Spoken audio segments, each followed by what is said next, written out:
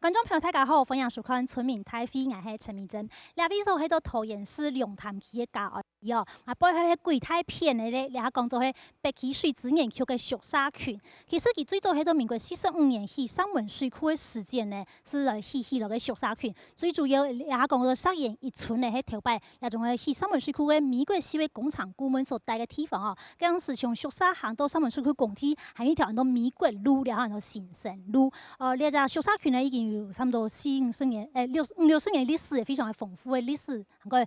族群的历史的地位度啊。故说最近那个桃园市政府呢是提出来上门水库并太汉海流域跨越2点提案计划到交通部的观光区，争取到3亿7900万的经费，讲好来开发了几个地方啊周边。但是呢，因为带过那种美国工厂是用美国路嘛，是用美国梦啊，用人家提案的名称哦。你冇想到了名称，他本身就采体详细呢，这种不时间哦。因为美国人到了的时间係非常非常的短啊，客家乡亲到嚟开垦的历史呢係非常非常的长，甚至了到外省去的那种工厂人员啊，甚至后落去工厂人员，到了位待时间也非常非常的长。用白人讲也唔系用美国梦来当做主题，哈，适当的啦哈。故说呢，桃园市政府也从善如流，格来改做迄文创一条街。但是呢，文创一条街用 OT 方式经营的时间，都在发展的文化并创意，还个采体产业去擘解咯，采体民众做参与的有迄几多咯，那地方上深度的讨论咯，下礼拜3呢是讲11月18号，然后呢所以送到那个交通部的迄种观光区去的。今晡日你来到那个嘉安村、嘉安市场的面头前太树下，向地方上的乡亲并公部门代表、公民团体共同参加讨论，甲抢来关心。开会了！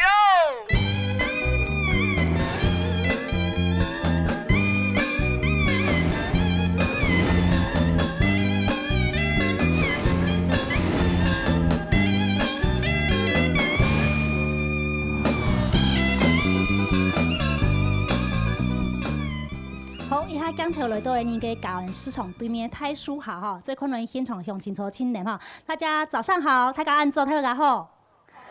好，今日来讨论的是您条讲到那个上文水库并太汉海流域跨越2点计划了哈。那其实这整个计划不只是嘉安这个附近，我们所谓龙潭地区11份的文创村而已。我们现在看一下这个大计划部分有哪些个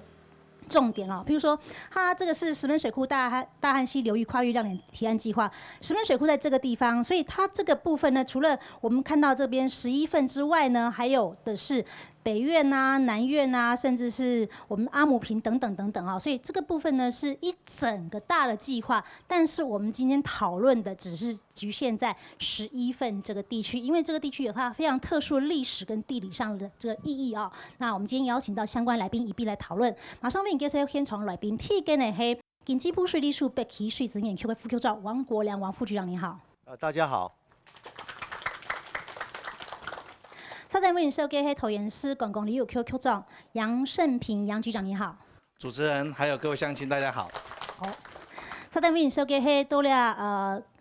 太桃园地区要研究的水利设施水利工厂啊，是过2年呢。中研太好是那个高树陈锡鹏陈教授，你好。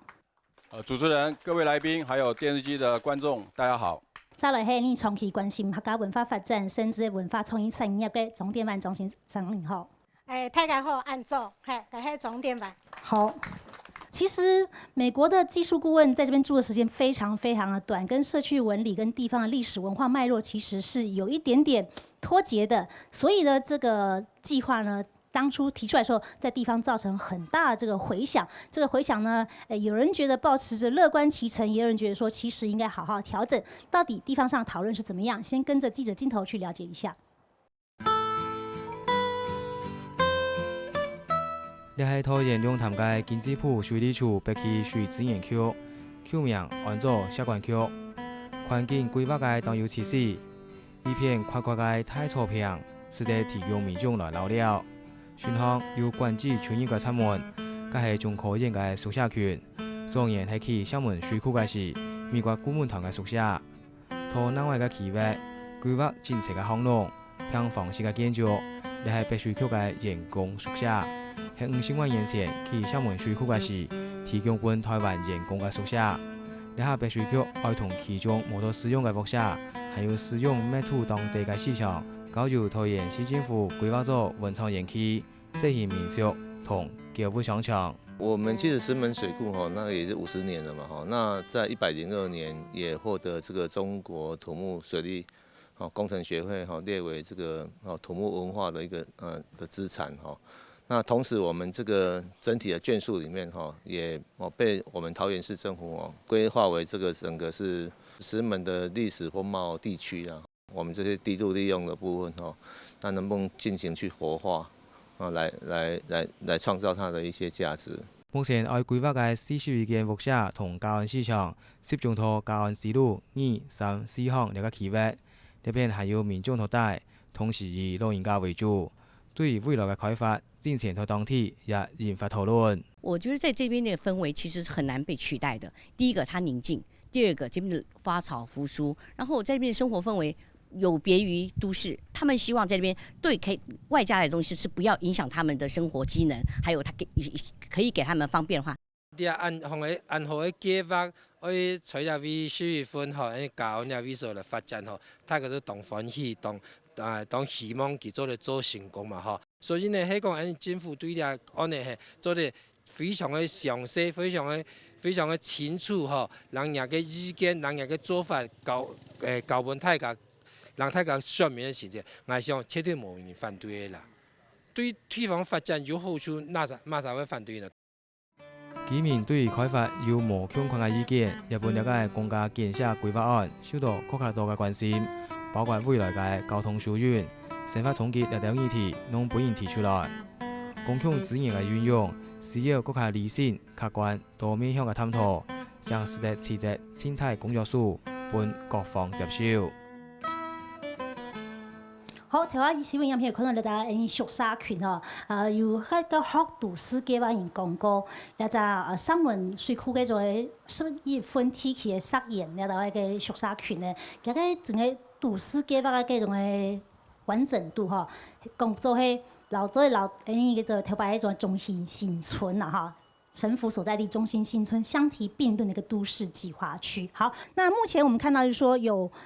廢止宿舍用途的有38間，那目前我們看到是在嘉安西路4巷跟3巷這地方，還有個嘉安市場這部分，可能是這一次呢比較是大家集中來討論說11份的文創村就是在這樣的一個空間下面。那目前還看到就是說嘉安東路跟嘉安東西路跟嘉安路這個部分呢，其實這邊還是有一些員工住在這邊了。好，那這個範圍呢總共有41間，剛剛講說雖然有38間是廢止了它的宿舍用途，但是呢，它因為還有這個文化展示啦、社區關懷據點啦，所以總共又加了3間，所以總共有41間舊員工宿舍，還有嘉安市場一棟那這個地上物跟這個土地呢，所有權都是北水局所有。那計劃執行單位呢是桃園市政府，那執行長就是我們管理局的局長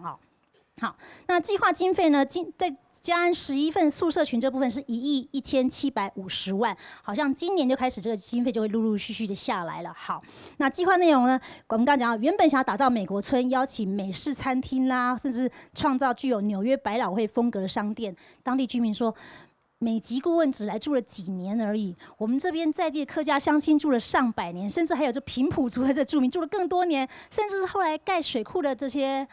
技術工人也好或員工也好，他們後來因為這樣子在這邊安家落戶，他們雖然是新的移民，但是他們在這邊生長的時間遠遠超過美籍顧問，所以呢，這個美國村是不是要改變成文創一條街好，那這個部分其實大家都在討論。我想先請教北水局的這邊，就是說土地是你們的。房舍也是你們的，為什麼想要跟這個北水局要跟桃園市管理局合作？那目前合作是已經有默契了呢，還是說這個已經是確定的定案了呢？先給我們報告一下好嗎？那我們真的很高興，桃園市政府他們能夠提出這樣一個構想那畢竟我們北水局大家都了解或是以前的市管局我們大部分都是把這個水資源做最佳利用為主所以這個觀光的這個領域確實真的是需要有比較專業的像說這個觀光旅遊局的這樣的單位來幫我們協助所以這次桃園市政府他提出這樣的構想那我們站在說目前既然這41是閒置的一個的的那个宿舍哈。那如果说能够去活化的话，能够创造我们地方上的一个的价值哈，那我觉得这个是是可以创造多赢的哈，那是一个很好的机会啦。我想说这部分先提出这样的一个说明。其实，在2007年，就民国96年的时候，其实北水局就已经想要活化整个石门水库周边地区观光功能啊，但是好像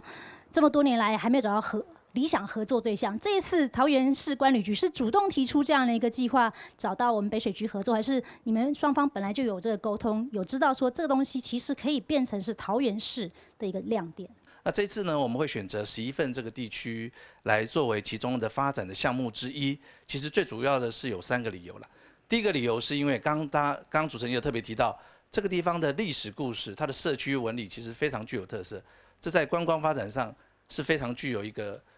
独具故事性跟历史性的一个意涵。第二个很重要的是，事实上这个房舍，那既然它这么独特，为什么会提出一个美国梦，让大家地方哗然的 idea 呢？我们观光发展其实它一开始的概念也是定位在文创村，只是说文创村它比较不容易被理解内涵是什么。那么再加上我们必须从过去的历史故事当中找到一个发展的主题，所以才慢慢去衍生说，哦，有这样的一个历史故事，那容易让大家被记忆、被理解，哦，将来发展的一个特色。其实观光非常讲究独具无二的特色，这是这样的一个历史渊源啦。那当然大家可以忘记过去的那一段故事了哈。我们现在开始重新来打造我们的文创的内涵。那局长，我再请教一下哦，当初这个我们10月6号郑市长带队去交通部观光局是拿的是这一份计划，这里面讲到11份文创村是要打造异国梦啊，当然没有讲得清楚是美国梦是哪一国啦，这是讲异国梦。今天星期天嘛，再来就是礼拜3，你们提到交通部观光局这个修订计划跟这边有很大落差的时候，那这个3亿的经费还会拨给桃园市政府吗？是，当然没有问题。原因是当然为什么？没有问题。是原因是为什么？因为其实，在审查的过程当中，委员他们也提出类似的质疑，他们觉得说这个地方的历史纹理适合做异国梦吗？那其实我们也有感受到这样的委员的意见，是，所以礼拜3其实就是要针对委员的意见要做回复。那刚好这一段的时间就是我们沉淀我们想法最好的机会，所以市长呢很快就已经说明了，这个未来的发展政策非常明确。就是以文创村回复到原来文创村的概念，那保留原来的历史纹理，所以这个地方将来就指定为历史保存区，所以这个都是跟原来的发展呢是并行不悖的。好，那我不知道我们听到这边为止，我们现场的乡亲对于目前的发展状况有没有什么样的意见或想法？那我看到 Facebook 我们市长郑市长就说，叫文化一条街，其实那都不重要啊。那他这件事情的实质内涵，就是把宿舍要修改，把它整理，这是基本上这是好事，做成历史古迹什么什么是好事。可是你有没有想过，如果弄成功了，很成功，多一个交流道赛车而已，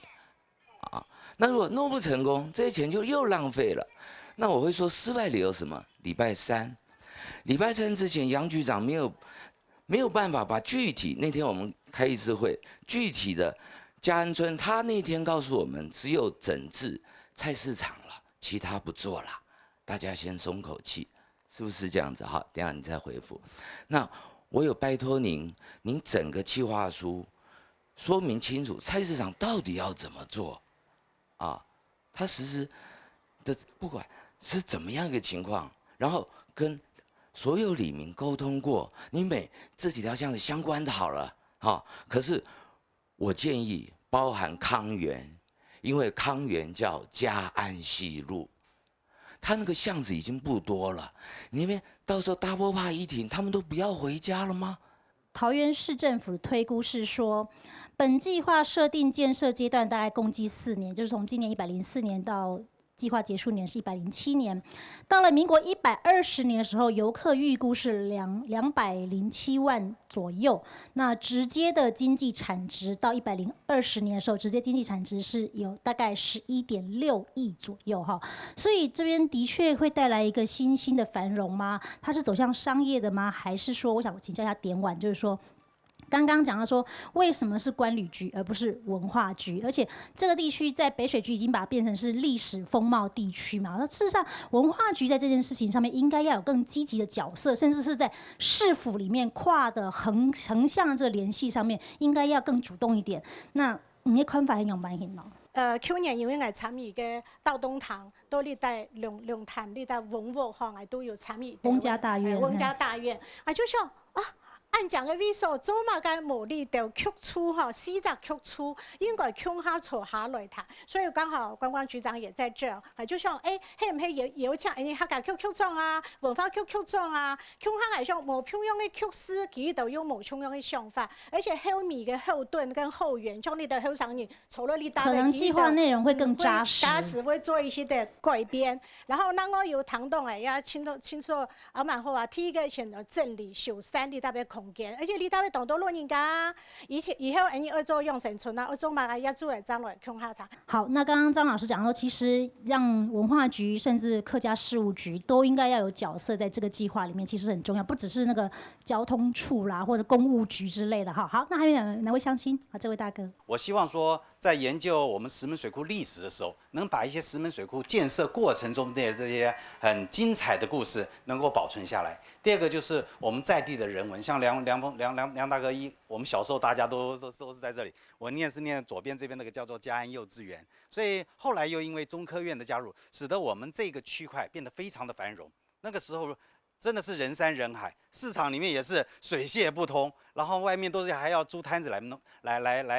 假日的時候來擺攤子，可見得那個時候的環境規劃也好，在這邊生活的一些生活的記憶也好，我覺得是一個很可貴的一個印象。所以我是希望在這個計劃在推行的時候，是不是能夠有一個空間，能夠把石門水庫建設的這個歷史過程啊，還有在地的這些人文的一些共同的記憶，能夠在這個空間能夠保留下來，就是這個空間場域，其實也可以作為文化的歷史教育的一個教育環境教育的場所，對不對？就不單純只是我們想象到文創的時候，覺得好像是文化創意產業，產業就跟消費就是商業行為這麼樣的一個。是的。好，謝謝你的意見，謝謝。好，那這位大哥，從時間、空間跟核心價值來講，我會覺得說，如果我們把這個地區打造成一個水資源生態教育發展園區，這樣子的一個發展是很有亮點的。為什麼？3個理由。第一個理由，因為桃園擁有最多的森林，全台灣18個國家森林遊樂區，桃園有東眼山、拉拉山、明池森林遊樂區，佔了1/6。桃園縣是千塘縣之稱。曾經我有一次帶團，那個大陸客一下飛機說：“哎，楊導，你們這邊怎麼飛機下面看到很多的水塘，是怎麼回事？”我才跟他們講到桃園的地形風貌，然後客家的風貌，然後主要是千塘縣之稱，所以這是一個很大的亮點。還有第3個，桃園有全台灣最棒的石門水庫，它的整個沿線的風景，你如果說坐個船走往阿姆坪方向、復興鄉走的話，就真的有像三峽、輕舟已過萬重山那種感覺。如果坐過的人就知道那種美。所以我會覺得，如果今天一定要談發展，一定要長遠的走的時候，這個亮點計劃是可以慢慢開始發展出來。台北市有一個自來水博物館，但是如果桃園能夠打造一個水資源教育生態園區，這是全台灣沒有任何一個地方勝得過的。但是如果我們今天把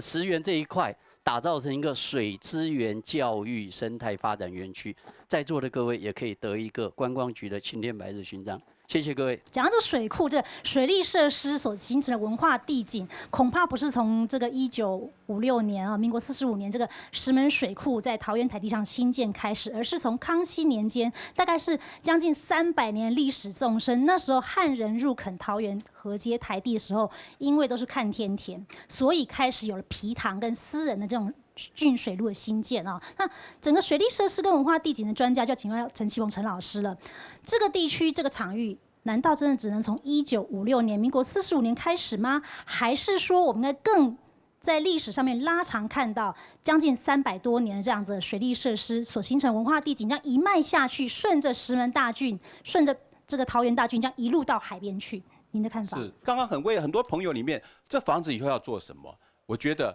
就是要把這個流動的故事能夠記錄下來，拿它變成一個產業也好，它變成一個記錄也好，我覺得它這必須要留下來的東西。我們怎麼做呢？我一直覺得哈，我跟杨局长也共事很久，我觉得这是一个起点，这是一个桃园文化的起点，这是桃园历史的起点，也是你所执掌桃园观光的起点。所以说我们这样想，刚刚几位先进也讲到很好的，我们把这个11份这块区域当做一个起点。我们有2大郡，石门水库是一个源头啦，2大郡，石门大郡、桃园大郡。石门大郡，我常常叫它叫做星光大道，怎么讲呢？因为这个总长将近20几公里，是一个封闭型的自行车道，所以我就叫它圣宁线自行车道。你们去骑过吗？没有啊，对不对？你去骑就知道，它很安全的。所以2大郡它变成一个观光的网络可以串联过来，然后它还有支郡。还有资讯什么过岭支曲啦，元树林支曲，可以通连到石门大郡的皮塘，还有桃园大郡的皮塘，对不对？那刚刚这位先生也讲到皮塘的重要性，因为我讲皮塘讲太多，我也不想再讲了啊。我都很奇怪，我来桃园才20年，可是我来桃园之前，为什么桃园的人都不注重那个皮塘？我那边弄了20年，大家现在开始把皮塘，大家都把这皮塘当做一种命根子来保护，可是是在保护吗？我觉得是草地皮。就是在草地皮等等，所以我觉得要把这个地方当做一个文化、历史还有观光的起点。这个11份这个地方的想象有非常非常多的想象，我这边必须要呼吁一下，文创一条街，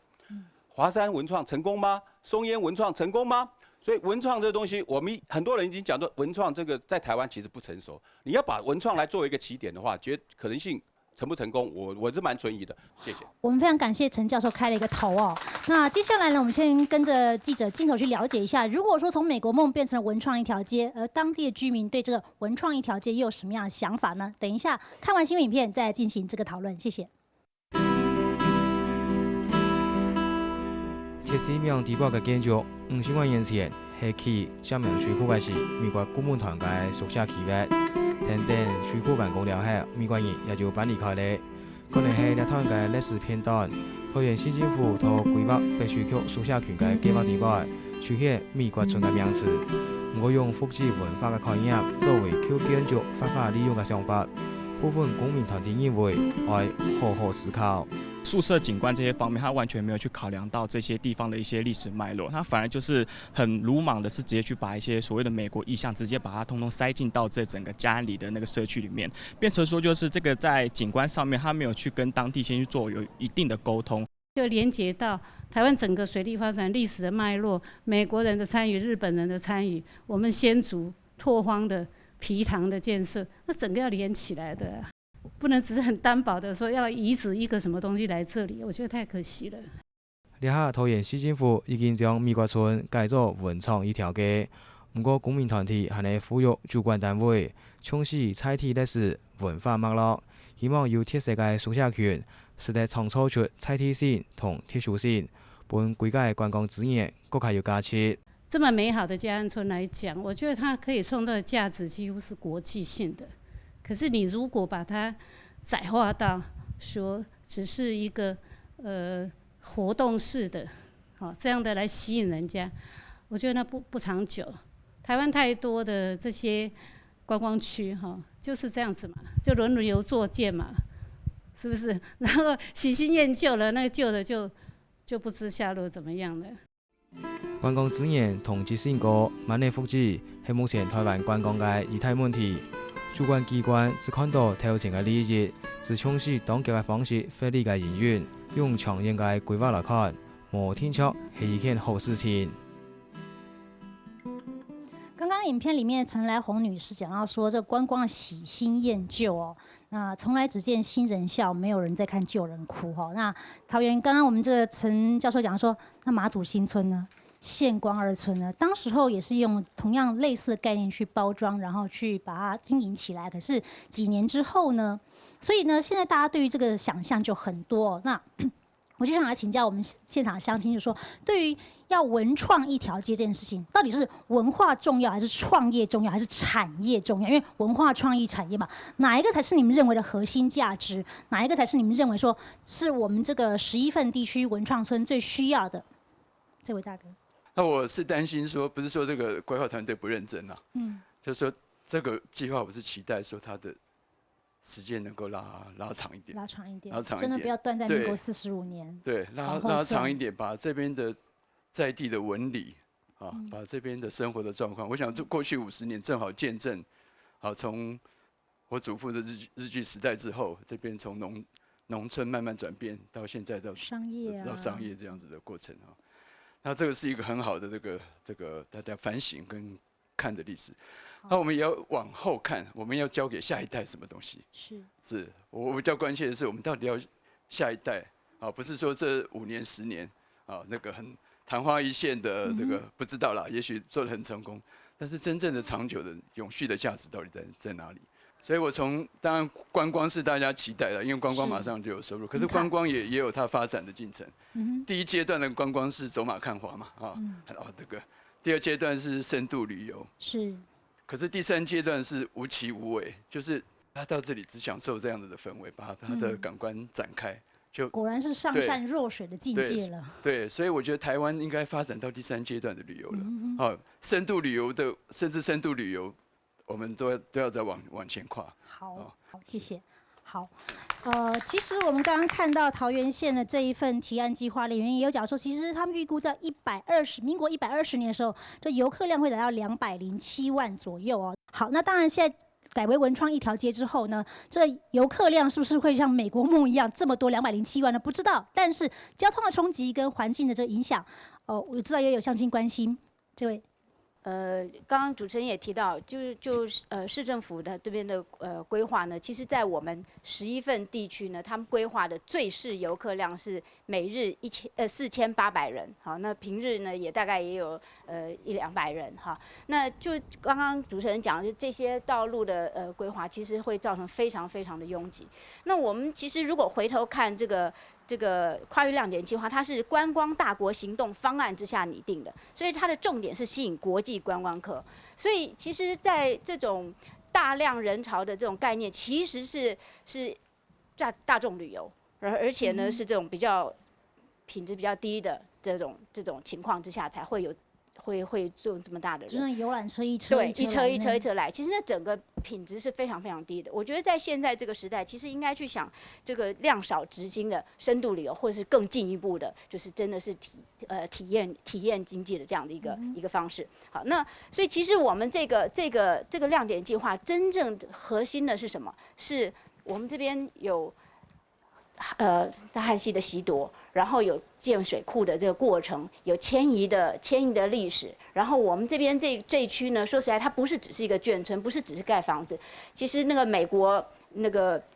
顾问住的和我们的本地的那个工程师是1对1的，然后由我们汽车队的这个员工同仁们一起带着去上山下海看基地，所以这个是一个我们台湾本地。主要做大型工程的工程师的一个孕育场，后续的10大建设，后续的什么明德水库，其实都是这批人当初做下来，所以它对我们台湾是具有重要文化意义的。而且在这个后续的这个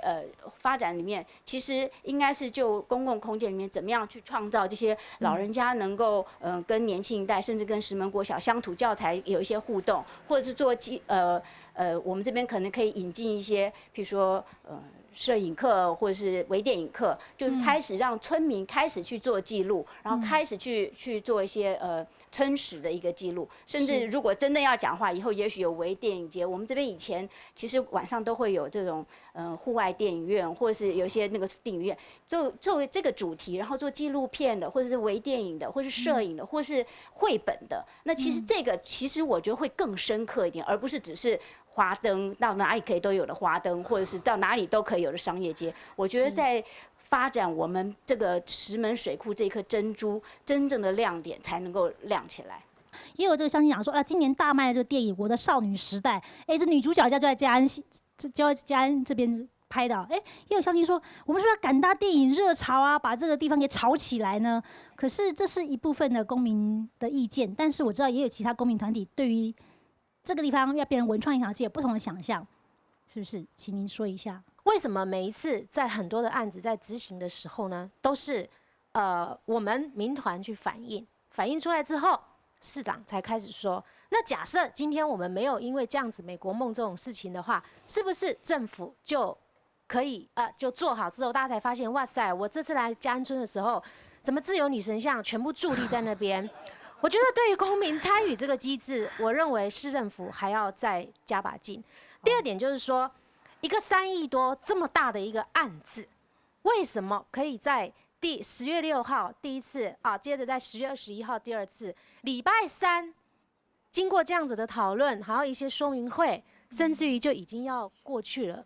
我觉得这个时间太短暂了。一个3亿多的案子，一个这么大的一个地方，怎么可以如此粗糙的说哦？我们开过10月初提案到11月中就送修订计划。对，我觉得这个时间太短了。他今天不是说20万、30万的案子，他是3亿多的案子。3亿多哪里来？全部都是我们人民的纳税钱。我觉得这个部分市政府在没有释出一个善意来主动的告知我们，让我们公民可以参与啊。所以我觉得这个部分就像刚刚建筑师所说的，这么大的一个案子，你能够在几年之内要完成，你要做到什么样的程度？我希望政府可以开阔一个公民参与这个机制，包括文艺团体、公民团体、艺术团体这些。第三个，刚刚讲到所谓的文化创意产业。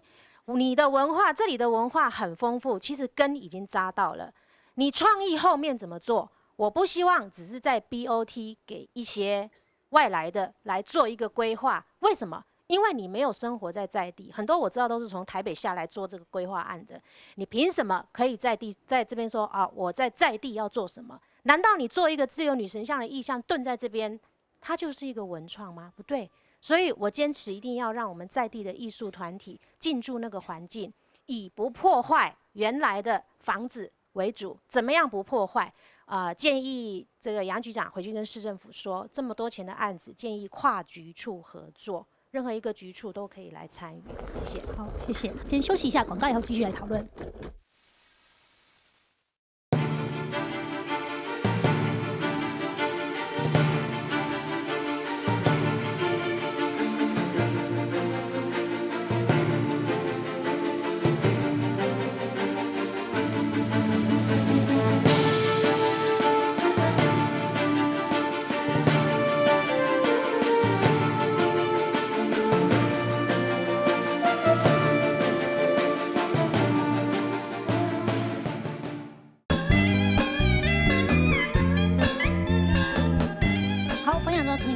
现场头先講到咧，就係新聞水庫邊梯看海流域嘅跨域亮點計劃，由桃園市政府提出了將交通部公共區嘅一個案例啦。其實到全國呢，只有60計劃得到呢個提案嘅經費補助啦。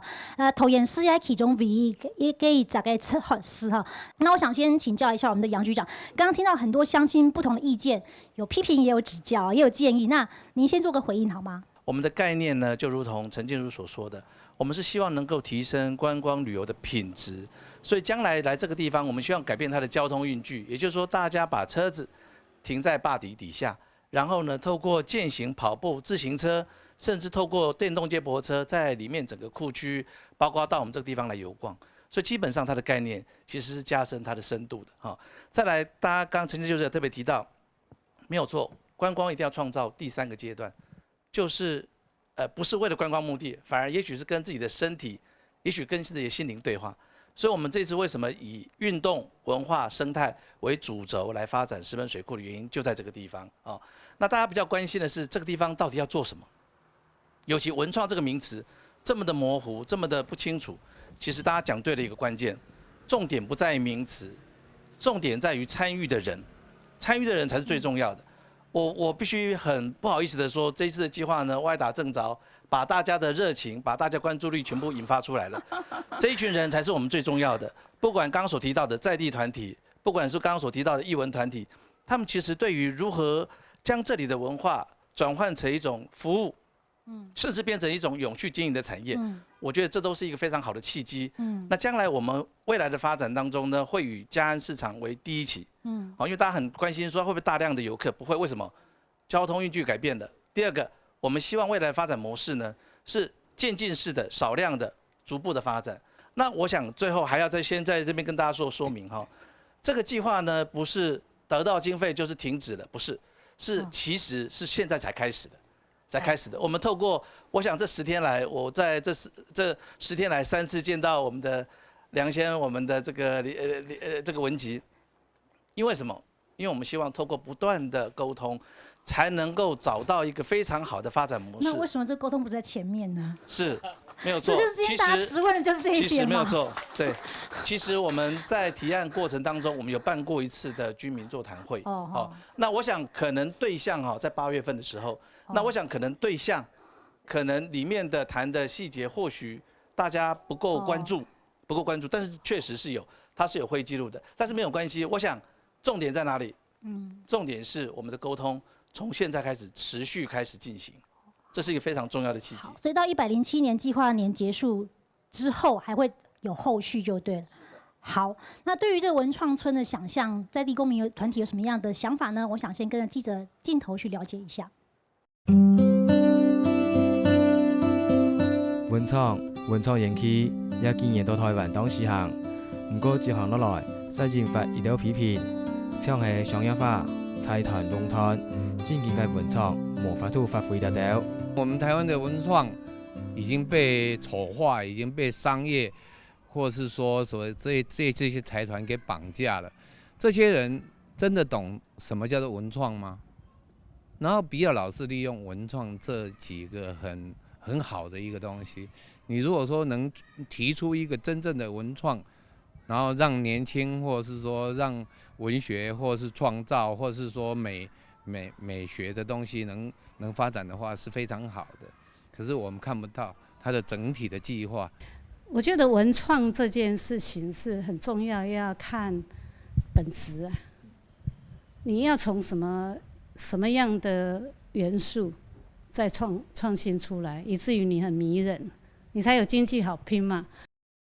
所以禮拜必須區宿舍權嘅開發案，部分人士認為可比限用流行嘅法 BOT 招票經營，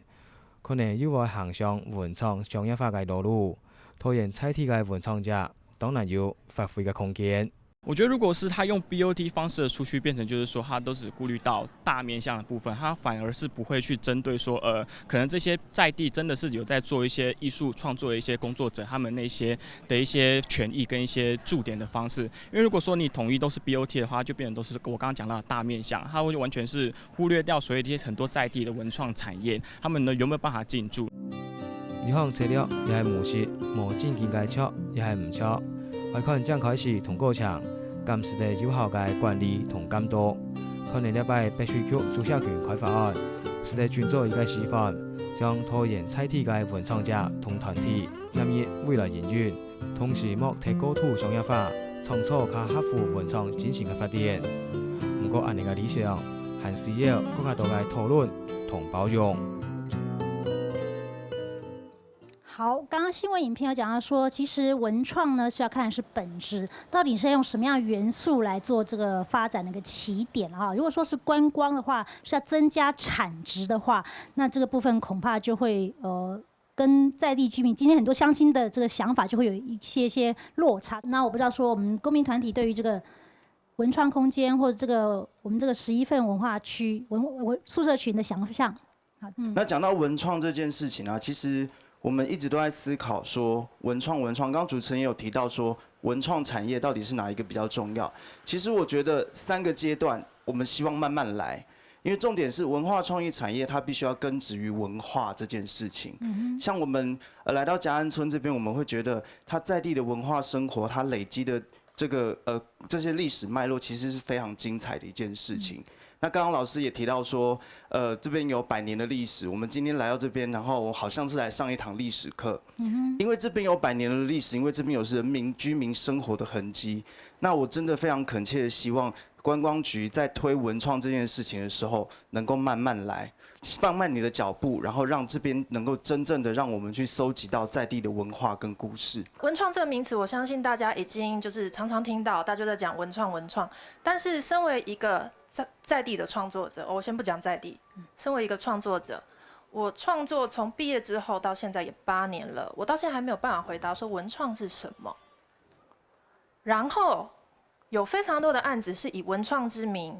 但是跳过我们这些真正的在文化工作、在艺术的工作者，然后直接去做了很多规划，但是我们在事后看到的时候，跟我们一点关系都没有。为什么？因为我们台湾说的文创是以产值为主的。包括我自己在请案子的时候，他都要我先列说，请问你这一件案子你有什么产值？就问我说我可以赚到多少钱了？不好意思，这是歪掉的文创。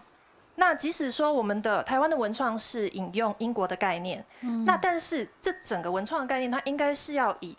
文化跟艺术为核心的。当文化跟艺术被剥除了之后，后面那些产值其实都是假的。我觉得嘉安村真的非常非常的好，我在这边长大的。那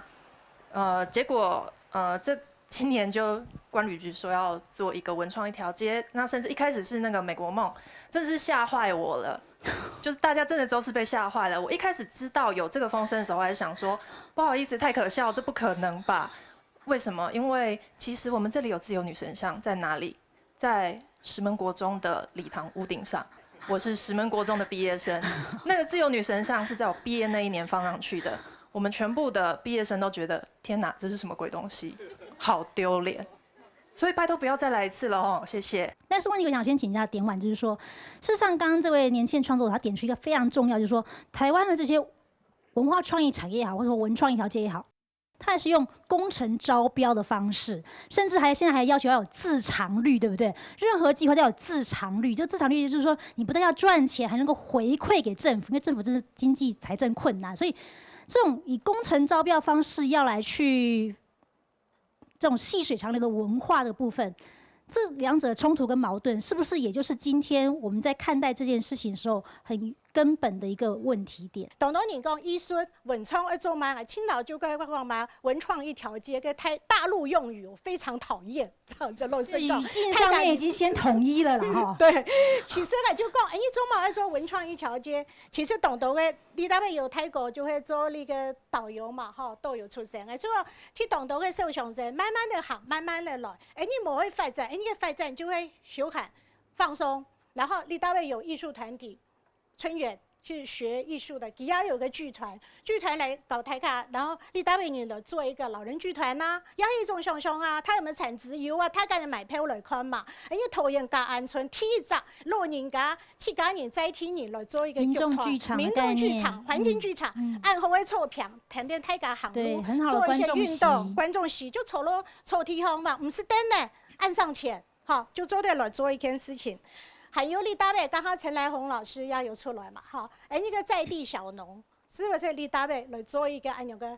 唔去发展，本地等你有一只平台来卖自家嘅东西。我知道其实台港也就谈到讲，Q 长刚刚有讲到讲，要做整理修缮，拜托总得会发天幕拿来拆脱机哈，嗰个水管修较好，不要用铅管。好，做起台港的食品安全，顾客好得位，我才厉害踢一铺嘛。我想各位在座的一定这样想吧。按落去屋个底下屋卡个铅管、水管烂脱了嘛，天了修脏一下，总得会罚嘛，总得会自然嘛。然后台港你再来做一个，比方说绿色环保的一个社区嘛，就出价了怪边的一个沙区嘛，你就待落里打呗，你 long stay 有40人啥。40人间空的屋个，所以民众的参与恐怕从社区营造、从社区培力这个部分来开始就对。好，谢谢点婉。那我看这位有年轻人也要发言是。那在上次的说明会当中呢，关旅局这边他有举了一个例子，他说我们这边的活化叫做如同譬如说嘉义的快意生活村。好，嘉义的快意生活村，那它是个历史建筑，可是如果大家有进去过的话，你会发现里面除了一些它有保存的照片历史之外呢，剩下就像是观光工厂里面出现的那些产品，就开始在里面进行大肆的贩售。那下个星期三我们要报告了。那根据上次的说明会到现在有一段时间了，所以我只有一个小小的问题想请问，到底文创一条街除了这个口号之外，已经有什么确定好要做的实际的作为了吗？谢谢。好，那杨局长，刚点婉也讲，文创一条街其实在中国的语境下面的一个用词的一个词汇，也许在台湾大家也有点，因为常常去那边旅游嘛，也觉得说蛮耳熟能详，但是大家对这个还是有点意见，因为讲到这个全球化，也讲到在地这个部分了哈。好，刚刚讲到说，除了那个什么嘉义什么快意生活村之外啊，也许那是那个行销顾问公司它成功案例的介绍等等，有没有比较实际做法？先回应我这位年轻人。好的，今天我们很高兴在地的都已经有参与的人出来了，所以这个绝对将来进驻的能源有了，可是参与的机制是如何？所以我们将来在嘉安市场未来发展呢，会先以嘉安市场为主，它有3个机能。第一个叫做旅游服务，因为毕竟它是一个旅游服务的点，那第二个它有所谓的生活服务，因为这个地方还有一个相关的消费群出来。第三个，它其实是一个文创发展平台，重点在这里。如果你透过这样的发展平台，大家经过协谈之后，你会发现什么？刚所提到的水利、工程、历史记录、生态、养生、养老，甚至包括艺术，都有进驻的机会。将来进驻的机会就在我们的宿舍群。所以我的发展建议是什么？是不要急着马上全面性的发展，不是，是先以家安市场为主。那么至于宿舍群的部分呢，先重修缮跟管理维护，因为毕竟很多游客慢慢进来了。至于将来如何进驻，透过文创发展平台，让每一件个别的发展的内容呢，经过详细讨论之后，才来开始进驻到各个点。所以到时候是由 OT 厂商来决定喽。OT 呢主要是家安市场的部分，至于这个文创发展平台的主导权，我们会建议不一定是以所谓的这个 OT 厂商把它包含在里面，它可能可以独立出来。我们会透过我们的文化局，透过我们的青年局，共同来掌握这样的一个发展平台。这个文创发展平台这样的一个概念，将来就会以这个家安市场为基地，然后我们的宿舍群就是文创的展示场。是，但是我先请问一下北水局这边，就是说，事实上我们刚刚看到说，不管是在那个嘉安路4巷、3巷、2巷那边，还有一些住户住在那边嘛。那当然就是说，他如果那边要整个开发成是一个文创村的话，刚刚很多的现住户的讲到说，他们生活品质、老人家、长者的这些安全也好啊，都会受到影响。有没有可能把他们逐渐的迁移到我们这个嘉安东西路这个地方来，让那边可以更完整一块区块，就是把这个内外给分隔出来？那我想说，按照目前说要短时间内去集中的话，其实这对我们法定上也不允许了那这个对当地的居民来讲，因为从民国46年就住到现在，像很多在地很多爸爸妈妈或是爷爷奶奶还住那，我想这土地也很有感情了。那我比较可能要提醒要注意说，未来如果说用这样的发展下去可能还是要注意当地的一些交通跟安全的部分可能还是要特别请我们那个市府这边稍微注意一下。那我想最后我们有临时动议时间，不知道乡亲对于今天的讨论还有什么样的建议没有？好，这位里长罗里长你好。现在我们今天在谈石门水库，但是在石门水库建立之前的历史又如何呢？我们说100年，说200年，在浪漫台山线的时候，我们这一个地方是浪漫台山线所有物产出口的必经要道。三坑老街之所以成立，就是说在浪漫台山线的时候，内陆港口的一个集散地。三坑老街是集散地。那集散地的话，所有的桃园、新竹、苗栗的物产都要经过这条路，茶叶啊等等的，樟脑油啊，到那个三坑老街集合到2段坪，然后再到大溪这样出口。所以说，我们这边其实说，除了石门水库的历史以外，还有很多在日本时代到那个一直到石门建设，这还有时代。所以我们也是很希望说，在这个计划里面纳入我们这个历史的教师。我想很多的故事可以告诉人家，让人家做文化之旅让符合我们嘉安村文化路的美名谢谢。我希望如果我们真的能够要永续做这一块的话，我们不要只考虑经济指标。我希望如果真的要做下去，可能要把其他指标放进去，我们就能够监督，我们能让这件事很顺畅完成。比方说，我们年龄指标，这个村子还有它的健康指标，是不是有实际上影响？我们一直讲，因为我们一直讲说，我们对人会照顾怎么样子。你也许迁移对他们讲是一种懂外人看是一种好的安排，可是迁移也许对他们是一种伤害，也不一定。对。好，那我希望说，我的想法是说，大家用一些永续指标来替代经济指标或数量的指标。是。好，是这样子。那还有一个小小建议说，其实当然，北水局现在命名是因为政治板块的变化，变成叫北水局。我希望我们以后如果牵涉到石门水库管理局这边的一些文创或者也好，它的命名能叫做石管局。就是回复到经审之前石门水库管理局石管局这个部分。只要简称石管局，简称石管局，听得懂了。好，谢谢。还有3位，好，我们让这个3位乡亲发言好。那今天在地，大家嘉安村除了有平均什么最老这些，还有一件事，这里的这些居民的平均教育水平也是最高的。大家环顾一下四周，我看一下我这边的居民，我认识，比如说冷哥哥啦，还有我姐姐的同学，还有我同学的弟弟都在这里，大家都是精英，是如何要把嘉安村做好，